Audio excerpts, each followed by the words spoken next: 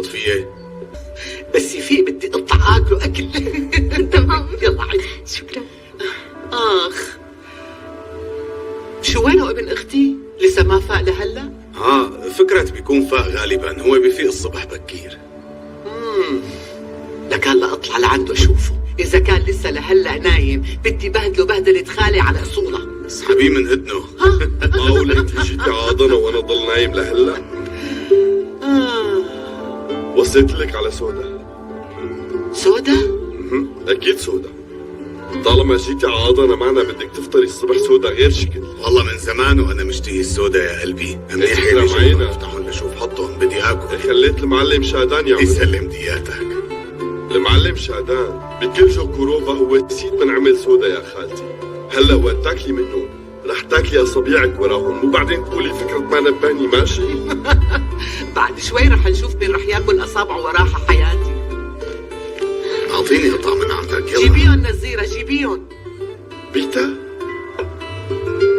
وبالحشوة اللي بتحبها. شو عملتي فيني انت ولي على قلبي؟ شو عملتي فيني؟ روق ابني روق، رح تختنق طول بالك على مهلك. طيب بس حط صحن قدامك بالاول. ولي على قلبي يا خالتي. سوزان كيلي. روان؟ اختي روان. لك روان، شو بكي نازلة تقولي لي روان شو صاير معي؟ بس لو تعرفي شو صار روان. مو جوليا وامير بيك متناشفين ببعض؟ ايه مزبوط. وكان كل واحد منهم عم ينام بغرفة وما بيدخلوا على غرف بعض ولا بيقربوا على خصوصية بعض. ايه كانوا امبارح نايمين بنفس الغرفة. ايه بعرف. شو؟ من وين بتعرفي انتي بالموضوع؟ جوليا اللي حكت لك وليه؟ ايه جوليا حكت لي، قالت لي ليكي يا روان انا وامير بيك رح ننام مع بعضنا اليوم، يعني اذا سمعتي هيك خبر من غيري رح اتضايق، لهيك قلت لك. انت في شي براسك فاضيه؟ معقول تكون هي حكت لي؟ كنت عم طالع ببرونة ليلى الصبح وانتبهت على هالشي. طيب روان، لكن شو رح يصير هلا؟ ان شاء الله يا رب يتصالحوا، ان شاء الله بجاه الصبح يتصالحوا. هن صح مو متخانقين هلا، بس انا قصدي يتصالحوا بغير معنى، يعني يرجعوا يحبوا بعضهم مثل زمان. والله طالما ناموا بنفس الغرفه معناتها في امل. روان يمين عظيم اذا بيصير هالشي رح كون مبسوطه كثير. يعني امير بيك من زمان كان يحبها لجوليا خانم كثير، يعني وجوليا كمان كانت تحس بشي تجاهها وكانت مبينه. كثير مبسوطه وحياة الله من قلبي مبسوطه. والله وانا مبسوطه لهم فاديه.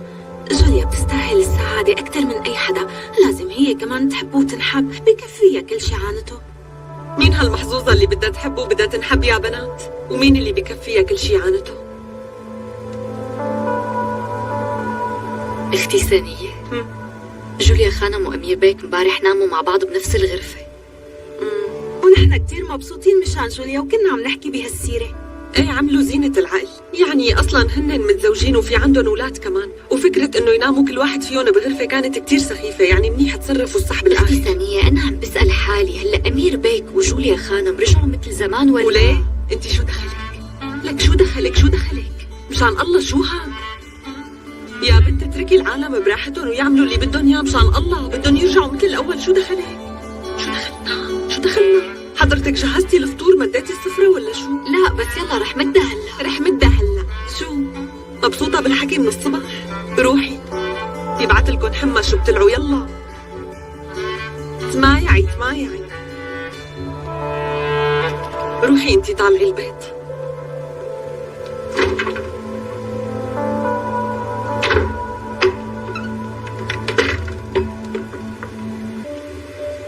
مرت أخي، هلأ أمير بيك وجوليا مو تصالحوا يعني؟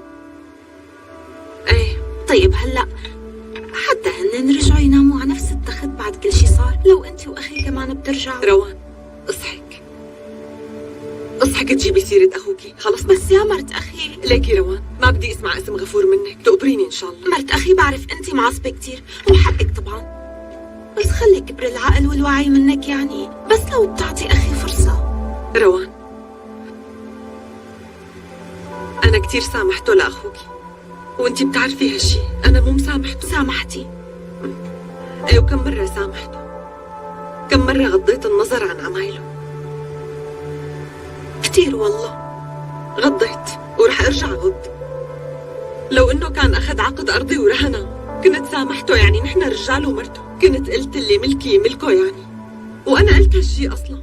قلت سرق ذهباتي وباعهم، سرق ذهباتي من قلب البيت وراح باعهم، ونحن سمعنا من العالم. مزبوط؟ عملت شي؟ قلعته من البيت شي؟ خانني مع وحدة تانية وترك سحر حامل منه. حكيت معه شي روان؟ قلعته من البيت. شو عملت؟ بس هالمرة غير شي. هالمرة مستحيل اسكت. هالمرة ما عملة معي، عملة معك. يعني اللي بحط عينه على ملك اخته الوحيدة انا ما بقدر اقول عنه زوجي. ما بتقبله يعني روان. يقول انا عندي هالاخت الوحيدة، اختي يتيمة وما إلها حدا بهالدنيا، وانا اخوها الوحيد ورح ضل واقف وراها مثل الاسد لو شو ما صار.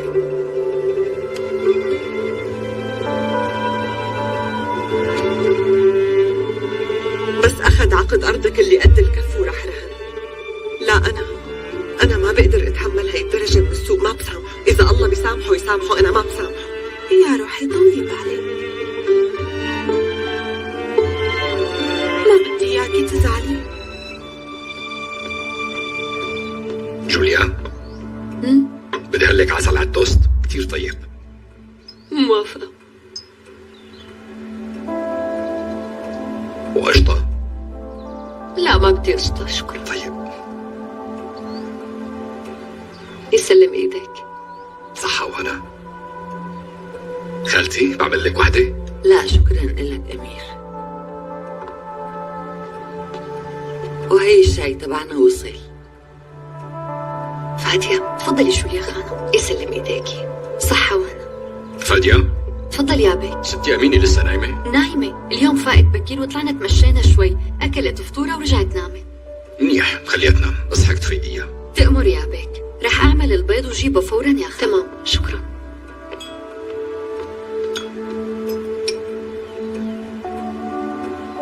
أمير. شو جوليا؟ أنا هداك اليوم مو رحت على الشركة وقت اللي ضاعت بالغابة. ايه بعرف، وقعتي على تقارير الضرائب. ايه، وبالوقت اللي كنت عم دقق فيهم لفتوا انتباهي وثائق الملكية. بصراحة غيرت كتير بعمليات نقل الملكية، صار عندي فضول ودققتهم. وشفتي باسم عدنان وليلى سندات ملكية ما؟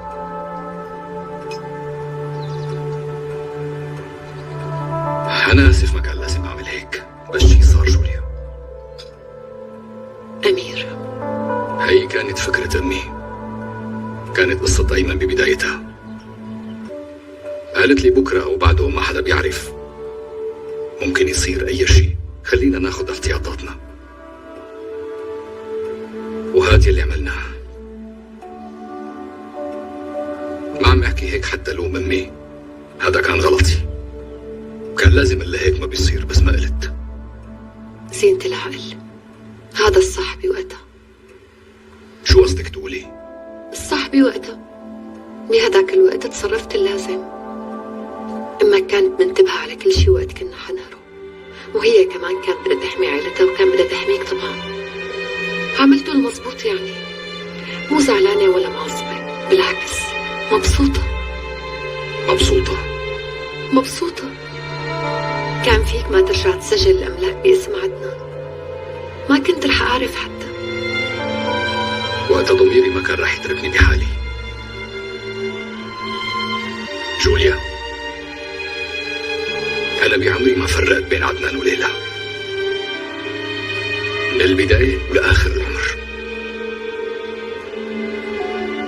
طول ما أنا عايش هن الاثنين ولادي، خلي هالشي ببالك.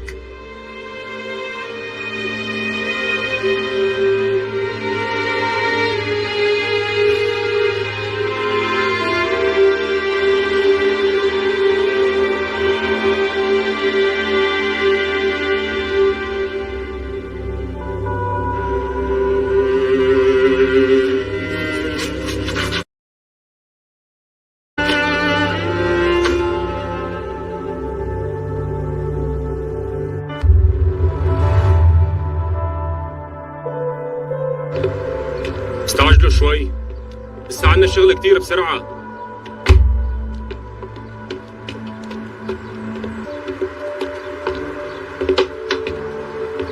وسهلا أمير بيك. كيف الشغل يا شباب؟ كله تمام يا بيك، ماشيين حسب البرنامج. طيب وتقريبا امتى رح يطلعوا؟ بيخلص كل التحميل تقريبا الساعة 10 وبتمشي الشاحنات على 11. تمشي على 11. على هالوضع امتى رح تصل على كابيكوي؟ إذا ما صار معهم شيء على الطريق 2:30، وخلال 3 أيام بالكثير بيكونوا بالجمال. ليك اسمعني، بتحكي مع الشوفيرية بيمشوا ورا بعضهم وما بينفصلوا عن بعض ابدا. براسي أمير بيك. ما بدي اي تأخير، بالساعة اللي اتفقنا عليها. تؤمر أمير بيك.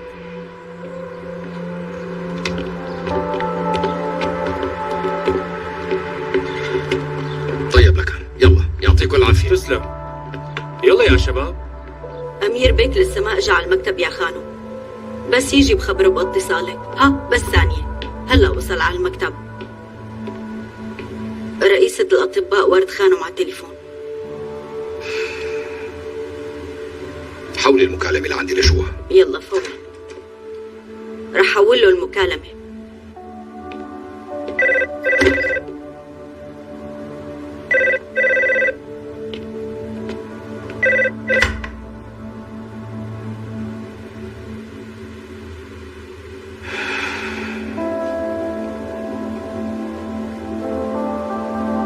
الو. أمير، شو أخبارك؟ منيح شكرا. انت شو اخبارك؟ وأنا كمان منيحة. أنا بالمستشفى وعم أشتغل. أنت كأنك تأخرت لحتى طلعت على الشركة؟ ايه، الصبح كان عندي شغل شوي بدي خلصه. إيه، مشغول طبعا، عم تكبر شغلك وتطوره. شفت شاحنات التبريد الجداد، ألف مبروك. تسلم يا رب شكرا. شفت الصور يلي نزلوا بالجريدة؟ أنت لسه ما حكيت مع جوليا؟ منيح أجلت لأنه مو وقته. هيك أحسن برأيي، بيجي وقتها، هلأ مو وقته هالحكي. ورد، إذا كنت فاضية المساء بمرق عليكي وبنحكي. طبعا طبعا، ايمت ما بتحبها، بس لا تاكل شي قبل ما تجي، ماشي؟ حابة أعمل لك أكل خصوصي إلك ونقعد ناكل سوا. لا تعذبي حالك، ما في داعي. هاي البنت اللي بتحبك مو معقول شو شاطرة بالطبخ وانت لازم تدوق أكلاتها. إذا في شي أكلة معينة انت ما بتحبها بس قل عليها. أنا ما بدي أعمل أكل وتطلع انت ما بتحبه. لا أنا بحب كل شيء، ما عندي مشاكل مع الأكل، بس عن جد ما في داعي تعذبي حالك ورد. عذاب شو هاد؟ ناطرتك، وكل لحظة عم استناك فيها هي لحظة غالية كتير على قلبي. طيب المسا بشوفك. بشوفك حبيبي، ما بتتخيل شو اشتقت لك. أنا رح سكر هلا. تمام، يلا ما بدي اخذ من وقتك اكتر، يعطيك العافية.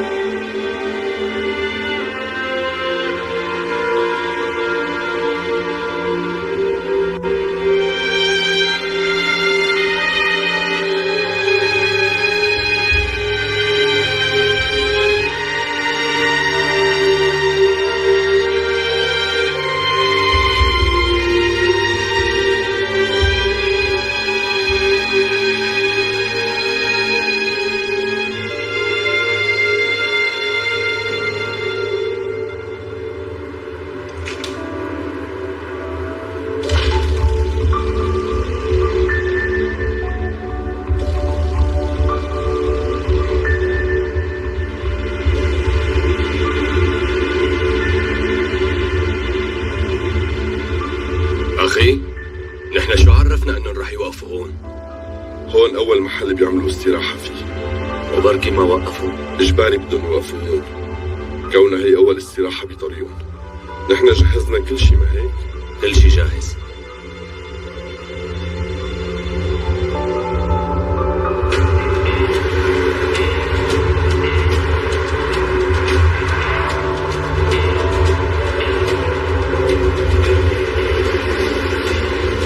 أخي، كأنهم جايين.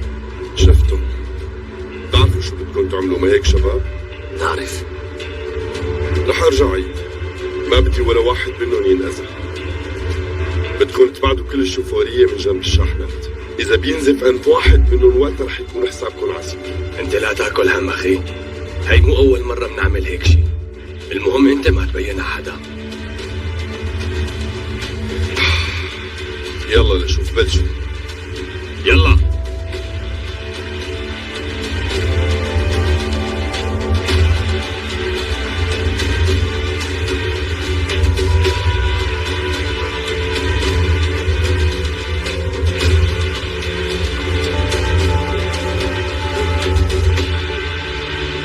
السلام عليكم اخواتي. وعليكم السلام. خير اخي، شو من وين جاي؟ شو هاي البضاعة؟ حامليننا نرجع من جوغوروفا واخذيننا على هولندا. هولندا؟ اوه طريقكم كتير طويل. شو بدنا نعمل يا اخي؟ هذا باب رزقنا. مزبوط، الله يفتح بوشنا جميعا يا رب. امين. آمين. تسلم أخي.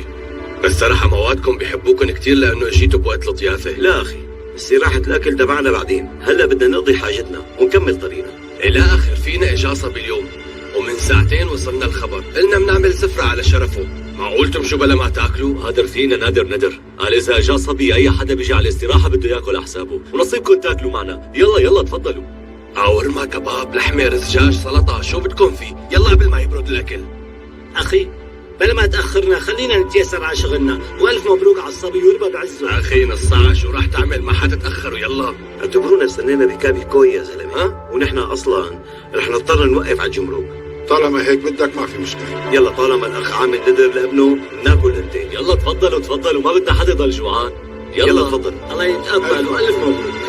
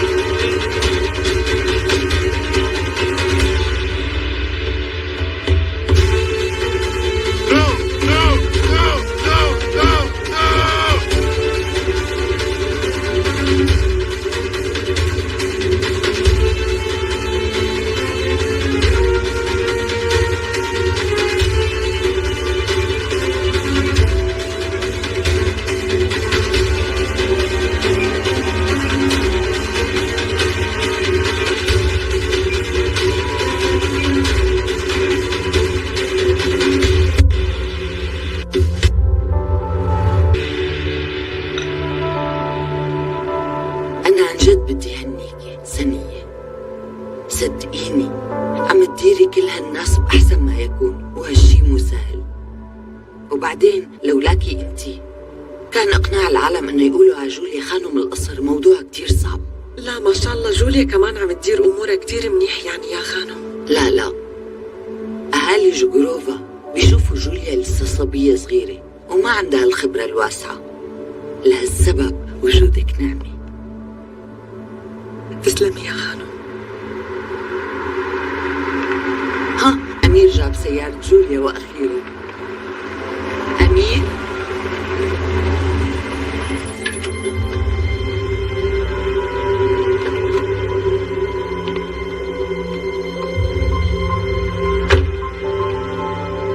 مساء الخير. مساء النور. أنا اجيت لسلم السيارة لجوليا خانم. على أساس أمير رح يجيب السيارة، قال هو كان رح يجيبها. من وين بده يجيبها؟ أنا هي جيتي من هتاي. قال لي خالتي تركوا السيارة بمركز الأمن وأنا رح روح جيبها وإجي. لا غلط، أنا جاي من مركز أمن هتاي، قالوا لي وصلها على البيت فورا. فهمت عليك، معناتها أنا كنت فهمان عليه غلط. في شيء أنا بقدر أعمله؟ يا ريت تتوقعي لي هون.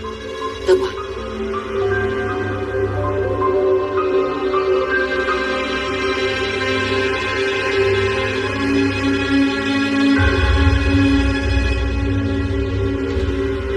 هلا شافوه الخبراء. هذا شغل احترافي يا أمير بيك. مداهم بعيد، صمموا لحتى ينفجروا عن بعد. يلي عم يبعث لي الرسائل بدون توقيع بيكون اكيد هو اللي عملها العمليه الوسخه. محتمل، بس قبل ما تخلص التحقيقات ما بنقدر نقول شيء اكيد. هذا الزلمه فات على مكتبي حضره المدير، عطل النظام اللي عندي وضرني كثير بعملته، وما اكتفى راح عبى الشاحنات كلها متفجرات. اذا ما هو مين لكان؟ ممكن، احتمال كبير. ما له احتمال ابدا، لانه ما قدر يحقق يلي بده اياه بلش هلا بالارواح. لو انتم اليوم ما لقيتوا هاي المتفجرات كان راح يفجر الشاحنات ويقتل الشوفيريه. مستوعب هالشيء؟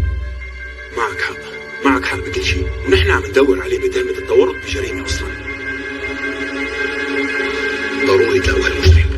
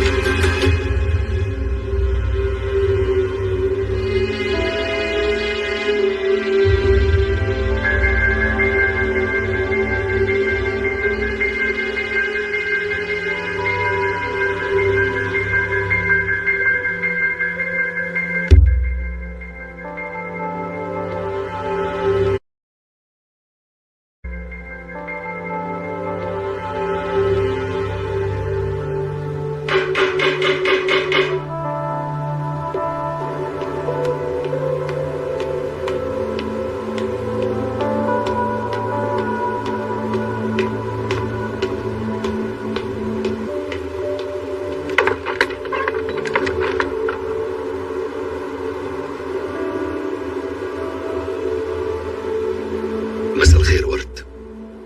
مساء الخير أمير، أهلا وسهلا.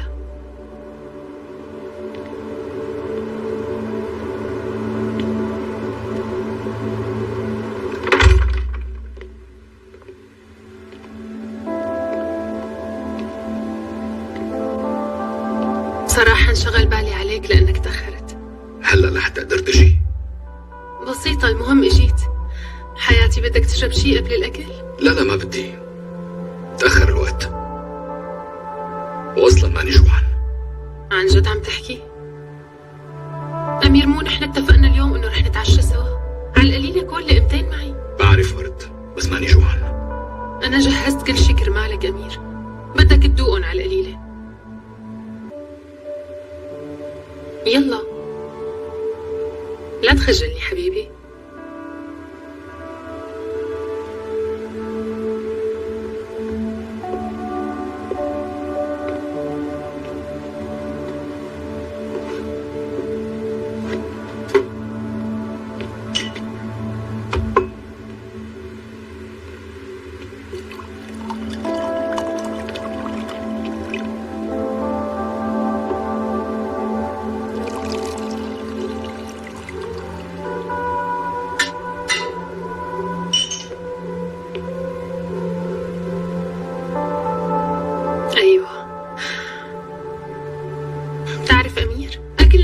كتير بيشبه أكل جوجوروفا، بس هلأ بس رح تذوقه رح تلاقيه إنه أطيب منه. أنا درست الثانوية بإزمير، خبرتك هالشي من قبل ما هيك؟ لا ما خبرتيني. لهذا السبب أنا بعتبر حالي من إزمير، وأبي لهلأ بإزمير وبده يبقى هنيك. طيب وأنت؟ اللي بتحبها لإزمير؟ ما بعرف، بحبها أو ما بحبها ما بقدر قيم هالشي، ما قعدت فيها هالوقت، قعدت كم يوم بس مو أكتر. بس يجي الصيف منروح مع بعض، وأنا رح فتلك بكل شوارع إزمير. أنا من سانجاك، وطبعا بحبه كتير لهالمكان، بس كمان بحب إزمير كتير. منروح وين ما بدك بالصيف.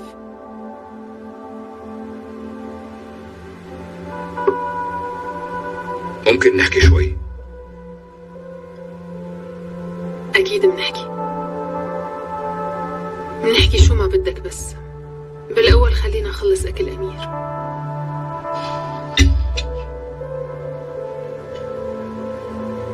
كيف؟ عجبك أكلي؟ كتير طيب.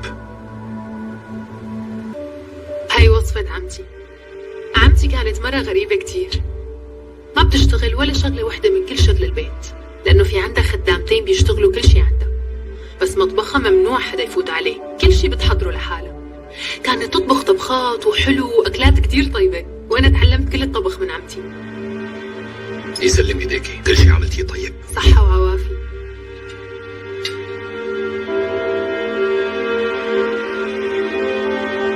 ليكي ورد، أنا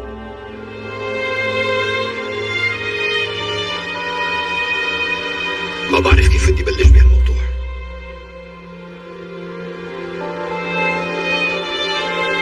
الإنسان أحيانا بهالحياة بيفكر إنه كل شي بده إياه وبيحلم فيه بيتحقق، والشي اللي بدنا إياه كتير بالعادة بيكون أكبر امتحان لنا.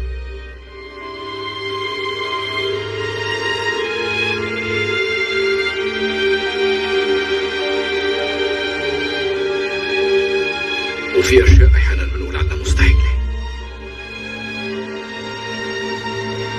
تتحقق بلا حسبان.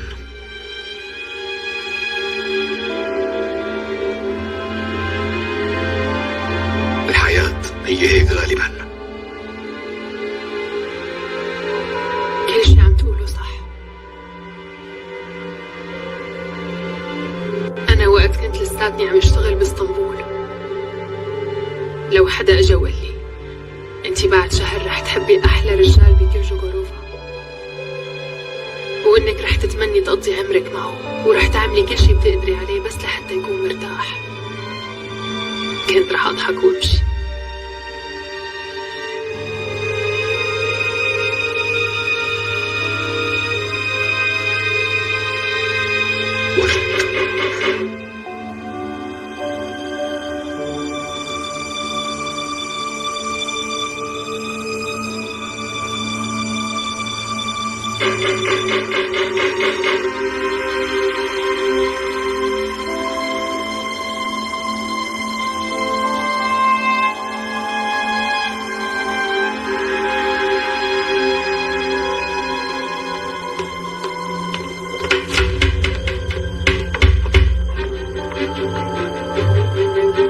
سميرة خانم،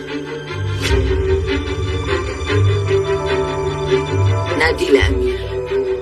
نادي لأمير. أمير، أمير،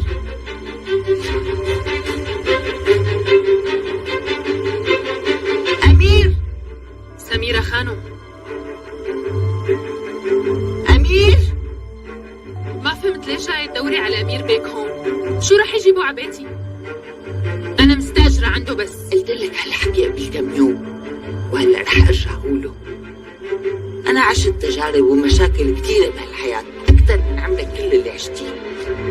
اذا طلعتي بعيوني ودققتي بملامحي منيح رح تفهمي انك قدام مرة حاربت الكون كله وكتبت قدرها بايدها.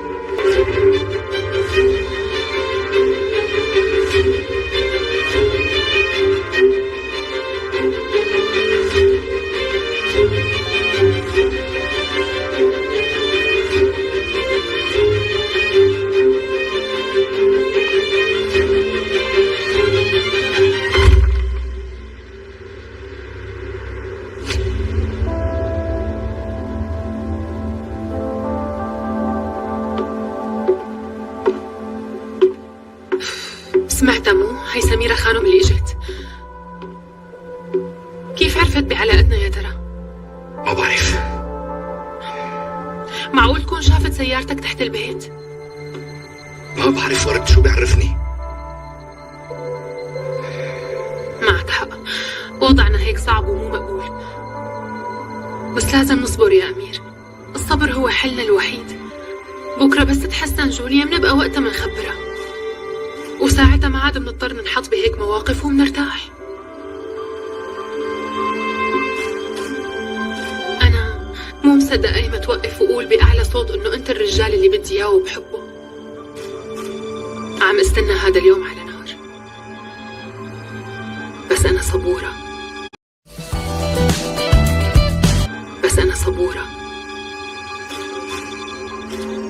أنا صار لازم أمشي. بهالسرعة؟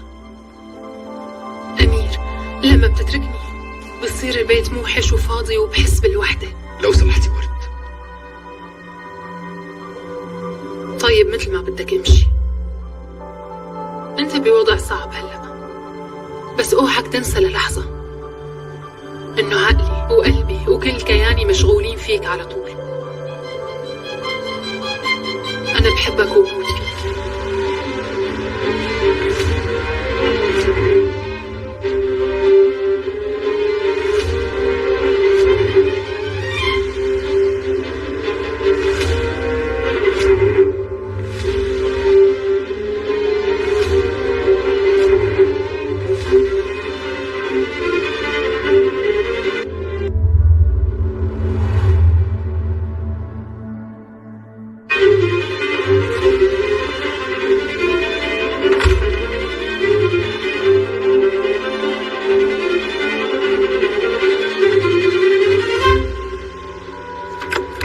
أمير؟ خالتي، ابني انت شو عم تساوي هون؟ فهمني شو لك شغل ببيت هالمرة؟ على اساس بتحب جوليا كتير ومستعدة تقدم روحك كرمالها. ما قلت كل الدنيا بكفة وجوليا بكفة؟ شو هالتخبيص؟ مالك وعيان شو عم تساوي؟ بس انا فهمت عليك وحسيت من حركاتك، لاحظت انه وضعك مو طبيعي وشكيت انه هي المرة اللي عم تشوفها، بس ما كان بدي صدق شكوكي. كيف قدرت تساوي هيك؟ كيف اجى من قلبك معقول؟ أعرف خالتي، لا تزودي علي، غلط غلط كبير. أنا تعودت على الحب من طرف واحد وما كنت متوقع إنه جوليا تجي هاي اللحظة وتحبني. ولما هالمرة اهتمت فيك تعلقت فيها، مو هيك؟ فهمت عليك، بس اصحى تنسى انك زلمة متزوج وعندك ولدين صغار بيسووا الكون كله، ومرتك بتحبك. ايه أمير، مرتك بتحبك أكثر ما بتتخيل بكتير، وأخيرا صرت أنت وجوليا عيلة حقيقية سوا. لا تدمر كل شيء بهالسهولة أمير. أنا اجيت لإلا علاقتنا انتهت. قلت لها هالشي بوضوح؟ فهمت علي. متأكد إنها فهمت عليك؟ ورد ما أنا غبية خالتي، تمام؟ لاحظت إنه أمير اليوم غير أمير القديم. أخ منك يا أمير، يعني ما حكيت معها بصراحة، مو هيك؟ ما قدرت إلا الموضوع بهالبساطة خالتي. كنت عم حاول إلا وبعدين أنت اجيتي. تعرفي إني نطرت جوليا سنين طويلة لتحبني. طول ما هي بحياتي ما رح يصير في مرة تانية. أنا مو قلقانة، لأني بعرف قديش بتحب جوليا وبتموت بدونها، بس ما بعتقد إنه هي المرة حتتركك بحالك. شو بتقدر تعمل يعني؟ ما بتقدر تخليني أحبها بالغصب. هي بتعرف إنك متزوج وعندك عيلة، ومع هيك قبلت تدخل حياتك وإجت على بيتك وقعدت على سفرتك فوقها وعملت حالها صديقة جوليا. هالمرة بتخوف، وإذا بفكر إنها مسكينة بتكون غلطان. ورد ما أنا هيك أبدا، صدقيني. أنا أكتر وحدة بتعرف شو يعني المرة الثانية أمين. هالقصة مختلفة كتير. أبي كان يحبك بس أنا بحب مرتي جوليا، تفرقوا كتير. بعدين أنا ندرت حياتي لعائلتي وولادي. مزبوط. خالتي، ورد ما لازم ببنوب، أنا اللي عطيتها هذا الأمل. قلت لها إنه علاقتي بمرتي على الورق وبس، وإنه عايشين سوا بس كرمال الأولاد. أنا اللي عطيتها أمل بالموضوع. بس أنا قلت لك قبل يا أمير، تتذكر قلت لك إنه جوليا مقدرة حبك إلا وعرفانة قيمته منيح. مزبوط خالتي، بس جوليا رفضتني كتير من قبل، لدرجة إني فقدت الأمل إنه يجي يوم وتحبني. ليكي لو سمحتي لي رجاء عندك، ما بدي جوليا تعرف باللي عملته لو سمحتي. معقول احكي لها شيء؟ اصلا هيك شيء بينحكى لجوليا ولا غيرها؟ اكيد ما رح خبرها. وانا كمان في إلي رجاء عندك انك تنهي علاقتك بهي المرة بشكل نهائي. وهي انتهت اساسا، انتهت، لا تقلقي.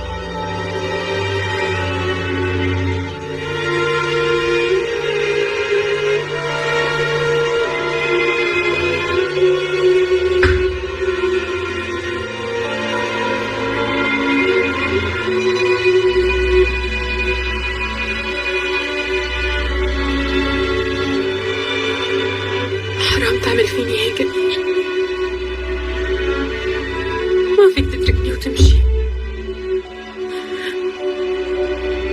ما رح أتخلى عنك، أصلا خلص ما عاد بقدر أعيش بلاك.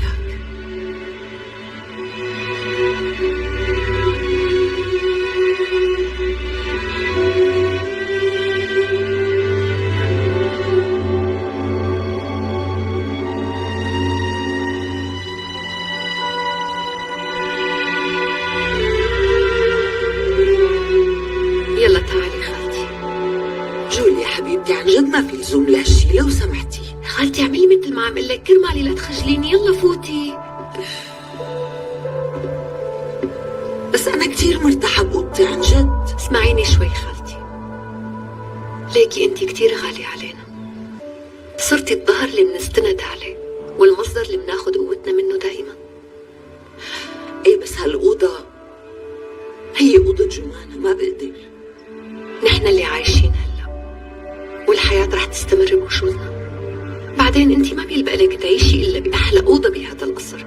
لو سمحتي لا تكسري بخاطري، اصلا حتى امير هيك بده. أمير كمان؟ ايه. امتى قالوا لها الحكي؟ نحن حكينا بنفس الليلة اللي رحت فيها على أوضتنا، قلنا إنه صرنا عيلة واحدة مع أولادنا وستهم اللي ما في منا، ومن اليوم وطالع رح نكمل حياتنا مع بعض بخير وهنا وسعادة إن شاء الله. يا عمري ما في أطيب من قلبك أنت وأمير. أنا عن جد بحبكن كتير بس ما بقدر. ما بقدر. ليكي خالتي، لو أمي شافت قديش عم تديري بالك علينا هون رح تكون ممنونتك، صدقيني. تمام؟ يلا رتبي لي أغراضك، أنا ناطرتك تحت.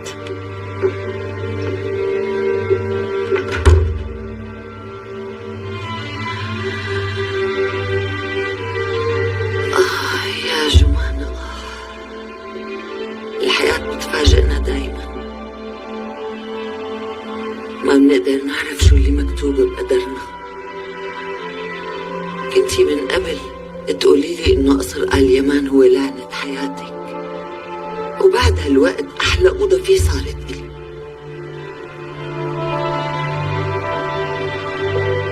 لو قالوا لنا الحكي لا أنا كنت رح صدق ولا أنت يا جمانة.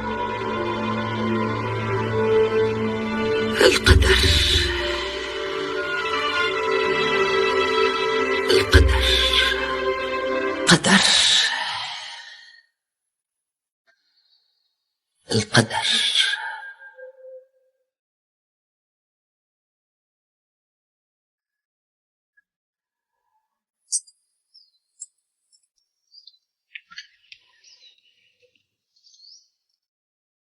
يسلم ايديكي فادية، السفرة جاهزة؟ جاهزة جوليا خانم. ما قلتي لي شو صار مع رشيد، قدر يحل القصة؟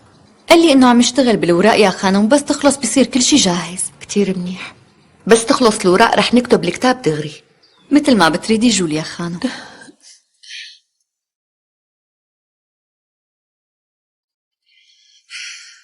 بدي فرح لها قلبها لفادية بسرعة، كانت زعلانة بالعرس الجماعي وشكلها ما عم يغيب من عيوني أمي. صح، بس وش راح يضحك قريبا إن شاء الله. صباح الخير. صباح النور خالتي. صباح الخير أمير. صباح الخير تيتي. أهلين حسنة حياتي، يسعد صباحك.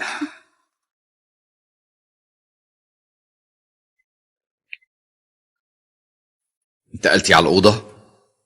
ايه أمير انتقلت، بس صدقني ما كان في لزوم، يعني إنك تعطيني أوضة أمك. أنا كنت منيحة ومرتاحة عن جد. شو هالكلام خالتي؟ انت هلأ الأم الكبيرة لهذا القصر، وهالأوضة أكيد صارت من حقك. حبيب قلبي. خالتي بقدر أطلب منك طلب؟ طبعا حياتي. لو سمحتي تقدري تديري بالك على عدنان وليلى كم يوم؟ أكيد أمير، مو بس رح أدير بالي على الصغار، رح أكلهم مرة الصبح ومرة المساء. أي والله معك حق، بيتاكلوا أكل. ما فهمت، يعني ليش لحتى خالتي تدير بالها على عدنان وليلى؟ لأني رح أخذك على مكان كتير حلو. لوين؟ سر، ما رح أقول. قلي لوين أمير؟ لا تسأليني، ما رح أقول شي. إذا حكيت بتنتزع المفاجأة. لا، كتير حمستني أعرف. خالتي بتعرفي لوين؟ لا والله ما بعرف، هلأ سمعت منه. ستي أمينة، ما بدك تجي تفطري معنا؟ يلا. لا صحيح أنا تيتا شو أمينة، بدك ليش ما اجيتي؟ إيه بس جاء على بالي كاس الشاي بالنعناع. ما بعرف جوليا. أمينة خانم بتحب الشاي بالنعنع. فادية اعملي لها كاسة شاي بالنعنع لستي أمينة. تكرم يا بيك. أمير عن جد ما رح تقلي لوين آخذني؟ ما راح أقول، لا تعذبي حالك. ما في بيض عنا هون؟ هلأ فادية بتجيب، ما بتتأخر.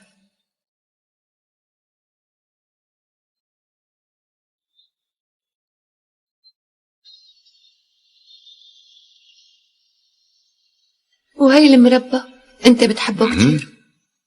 صحيح جبتي لي رشوة، بس مع هيك ما راح أقول شيء. فهمت، بس لوين؟ لوين؟ والله ما بعرف.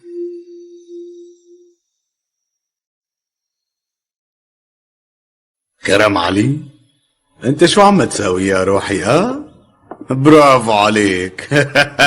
يا روح قلب جدك. تفضل انت اغا. يسلم ايديكي. بس انا بطلت اشرب قهوة من زمان، لا تكوني نسيتي ولا شو؟ بس انت كنت تحب القهوة كتير، امتى تركتها؟ ايه صح، كنت حبها بس. بالقهوة كتير، امتى تركتها؟ ايه صح، كنت حبها بس عمر شربي للقهوة صار 40 سنة مو اكتر، تركتها وخلص. لا تعمل لي اياها قصة هلا فريد اغا، يلا اشرب هالفنجان لشوف لك يا بعدين بتتركها مرة تانية. يلا. ليش انا ضل عندي فال من الاصل يا لطفية؟ من جوا عتمة ومن برا عتمة، اي فال هاد؟ انت رجل الظلام. ليش كل هالقد متشائم؟ ما بصير تقول ما ضل عندي فال. رب العالمين من علينا بالحياة الحلوة هي، هدية لإلنا، لازم نعيش كل لحظة فيها ونشبع منها. اللي عم تقوليه مزبوط. طيب معناتها شوفي شو رح اعمل. هلا هي القهوة رح اكبها جوات كاسة الشاي الفاضية، وهلا بسكر بالفنجان هيك وبقلبه مو. طبعا اقلبه فريد ودوره منيح. وبعدين رح اتركه مطبوب. فيكي تقري هلا صار عندي فال. بحياتي ما شفت حدا طب فنجانه مثل ما ساويت. هلا بنعرف شو رح يطلع.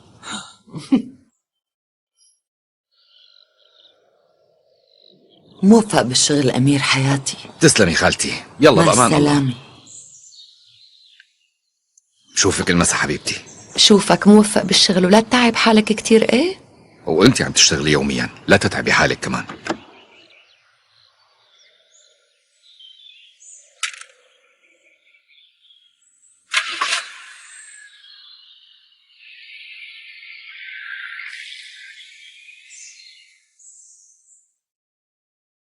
ما بتعرفي لوين اخذني؟ صدقيني ما بعرف جوليا، بس بعرف شي واحد، هو انكم كتير رح تكونوا مبسوطين سوا بهالعطلة. يا ماما نحن جاهزين. عدنان الغالي قديش طالع حلو. اوف، رح نروح مشوار مع بعض ما هيك؟ شو يا ماما؟ جوليا خانم، صندوق البيك اب تبعي نظفته منيح وصار مثل الفله، ومثل ما قلتيلي عملت طابقين ومليتهم خضرة وفواكه وكل شي تازة ومن أحسنه كمان. تمام، يسلم ايديك غفور. خالتي حياتي، ممكن توزعيهم من بعد اذنك؟ بتعرفي عندي شي ضروري. لا أنا ما بقدر، لأنه أنت خانوم القصر وما بيصير وزع الأغراض بغيابك جوليا، مو حلوة. بالعكس خالتي، الكل هون بيحبوكي كتير وهي فرصة لتقربي منهم. طيب معناها يعني أكيد لما خانم القصر تطلب شي نحن لازم نعمله فورا. استغفر الله. شكرا كتير.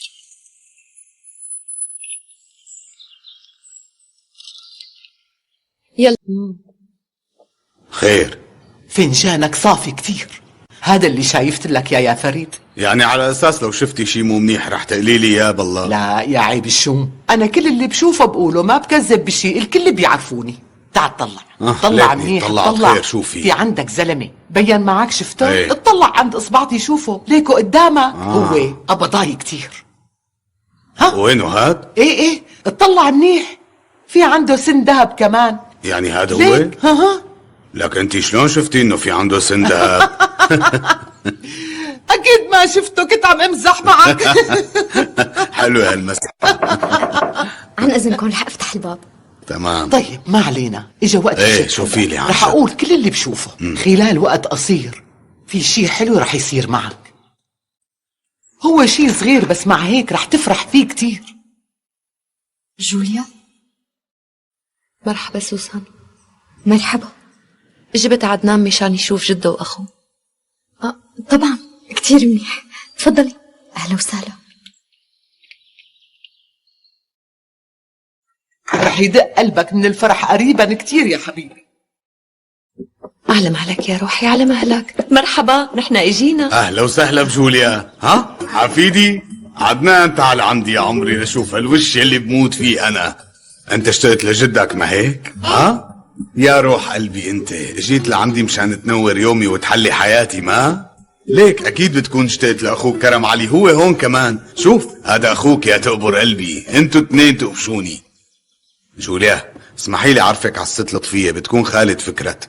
جوليا بتكون مرت امير يمان. والله حبيبتي نورتي البيت والله. شكرا، منور تشرفت بمعرفتك. وانا كمان تشرفت بالاكثر والله. بتطير العقل عن جد، ما شاء الله. ما شفت احلى ولا ارتب منك انتي وسوزان. والله جوجوروفا محظوظة فيكن كتير. ايه والله جوليا، لطفية بالنسبة إلي هي مانا بس خالة فكرت، صديقة قديمة ووفية. جوز أخي مظفر كان صديقي كمان، الله يرحمه ويجعل مسواه الجنة. نحن عشنا أيام كتير حلوة سوا. طبعا كانت أيام بتجنن، وهيك عشرة ما بتنتسى، والحب والاحترام بضلوا بالقلوب. صح يا بنتي؟ لك ليش لساتك واقفة لهلا؟ فوتي عدي جوليا، انت عدي سوزان. عدنان باشا تعال عندي حبيبي، خليك جنبي. والله يا لطفية قرايتك بالفنجان طلعت مزبوطة وتحققت بسرعة كمان. شفت حسابي طلع صح. ليك ما قلت لك انه في شي صغير رح يفرحك كتير؟ ايه والله انبسطت بشوفته كتير. جوليا انت اكيد رح تشربي عنا فنجان قهوة مو؟ اذا ما في عذاب بشرب اكيد بابا. يا عيب الشوم، اي عذاب هاد؟ شو نحن غربة؟ بزعل منك والله، هذا البيت بيتك كمان. صافي اسألي جوليا خانم كيف تشرب قهوتها بنتي. كيف قهوتك يا خانم؟ سكر قليل لو سمحتي. تكرم عينك يا خانم. ما شاء الله، دخيل هالوش الحلو وهالشعرات الحلوين يا روحي. الله يحميك من كل شر. الله يبعث له اولاد حلال كيف ما اتجه. امين. كتير حلو هالدعاء. امين يا رب. أنا صار لازم روح على المشفى هلا، ما رح يضايقك الموضوع مو هيك جوليا؟ لا ولو، خدي راحتك سوزان. تفضلي. صافي لو سمحتي ممكن تاخدي كرم علي وتنامي؟ طبعا من عيوني. لا حياتي، وين رحت انا؟ خالة لطفية هي اللي رح تنيمه. ممتاز، بيكون غير يلا لكان. طيب أنا عن إذنكم. موفق بشغلك بنتي. شكرا بابا. تعال عندي. تعال حبيبي. صار لازم ننام يا حلو مو هيك؟ قرب.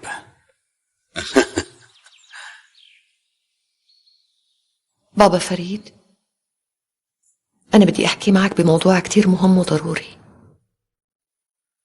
فكرت ما؟ إيه فكرت؟ توقعت دغري ما؟ توقعت جوليا، مبينة.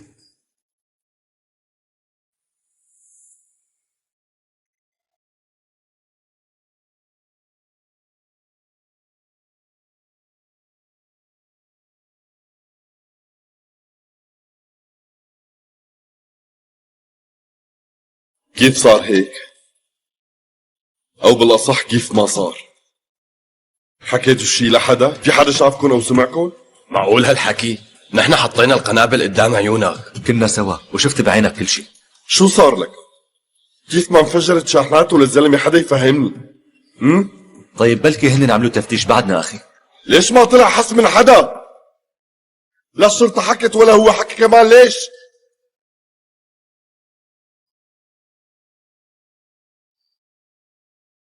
شو عم تحاول تساوي يا تافه؟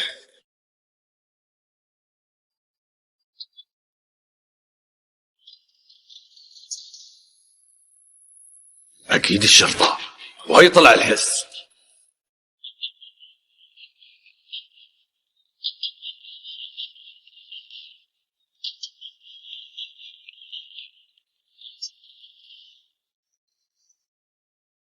فكرة تفتح الباب لو سمحت.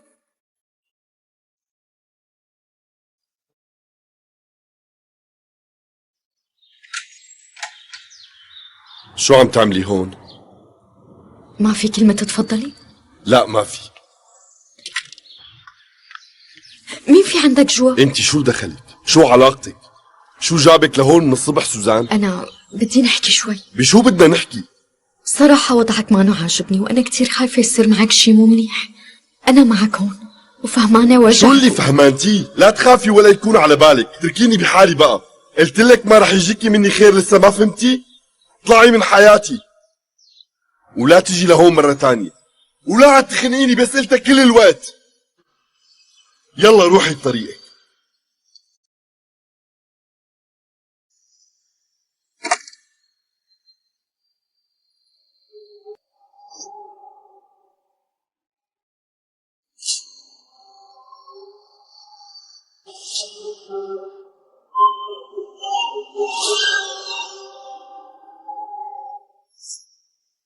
خلص روحوا هلا، بعدين بنحكي بالموضوع. اطلعوا لا.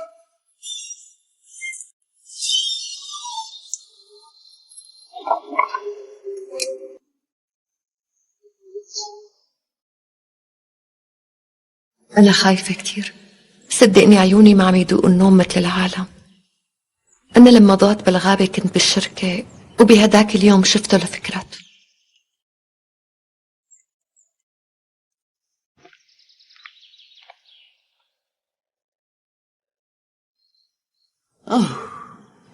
يا عمري هالولاد قديشن حلوين.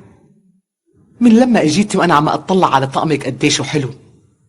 الخياطة كتير نظيفة وأكابرية. الخياطة تبعك من اسطنبول؟ شكرا لك، هذا خياطتي. والله؟ بس عن جد خياطتك كتير ظريفة، برافو عليكي. لأنه خياطة هيك طقم مرتب فيها صعوبة. شكرا لك. كنت خياطة باسطنبول قبل ما اجي لهون. ومعلمتي كانت شاطرة وعلمتني كل أسرار المهنة وما قصرت معي بنوب. شو حلو. لطفية بتحب الخياطة كتير كمان، مو العافية. بعشقها، حب الخياطة ماشي بدمي. بنتبه على التياب دغري، وبنتبه على اللي بتكون لابسته كمان. يعني جيتي لتحكي عن فكرة؟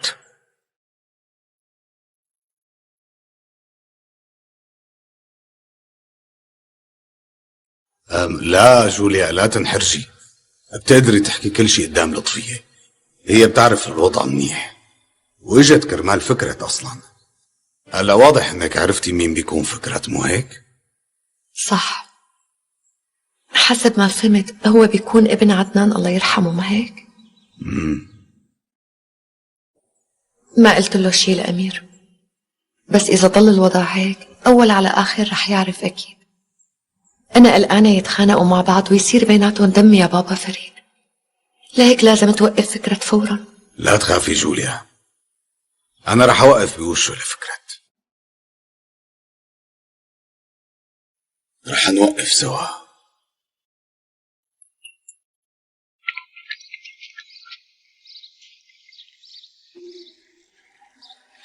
أمير فوت.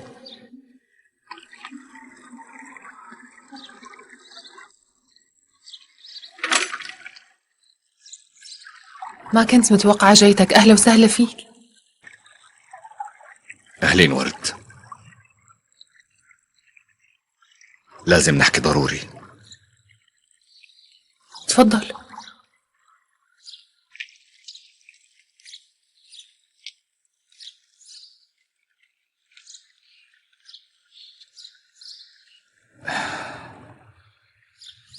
كأنه في شي مو منيح، واضح انك رح تخبرني خبر بشع كتير. ورد، أنا أكيد أنت عرضت الطلاق على جوليا وهي ما قبلت، بس كنت متوقع هالشي. هي معها حق لأنه أنت بتضل أبو ولادها الصغار، بس إلا ما يجي وقت وتقبل، لهيك لازم نصبر. لا يا ورد،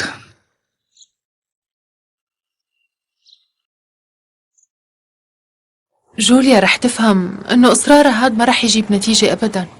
هي بس بحاجة لوقت أكتر لتفهم، وأنا ما عندي مانع استنى أبدا. مستعد ضل ناطرتك كل عمري يا أمير. مو هيك ورد،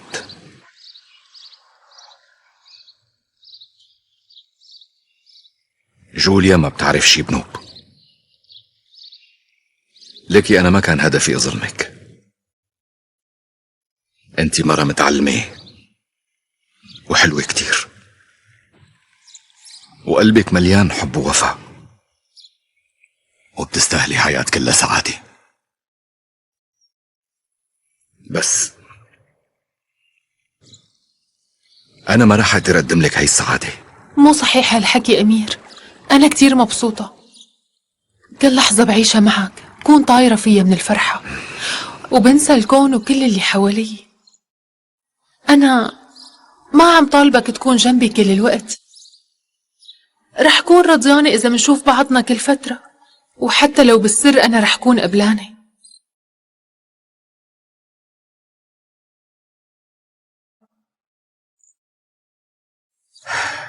ليكي ورد، بدي أحكي معك بكل صراحة.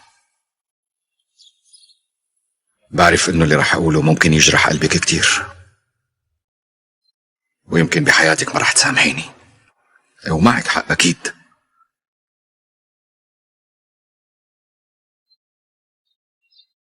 أنا قلت لك إنه زواجي مع مرتي، قلت لي إنه على الورق وبس، وهي هي الحقيقة، مو هيك أمير؟ ايه ورد، هو كان هيك عن جد. شو صار لكان؟ شو اللي تغير هلأ؟ نحن قررنا إنه نكون عيلة واحدة من جديد. عيلة؟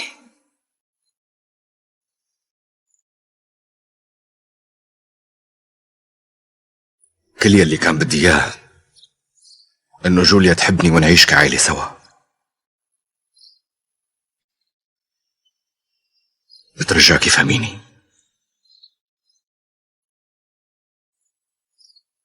ليكي ورد، كنت بتمنى لو بقدر انساها، بس ما بدي اعطيكي امل على الفاضي. انا ما بنكر اني وعدتك بكتير شغلات بالمستقبل، خليتك تصدقي، بس والله ما كان بدي يصير هيك. سامحيني.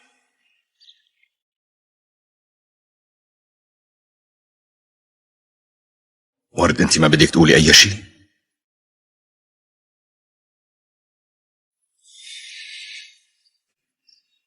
اكيد من حقك ما تسامحيني، بس مع هيك بتمنى نبقى انا وانتي رفقات كل العمر.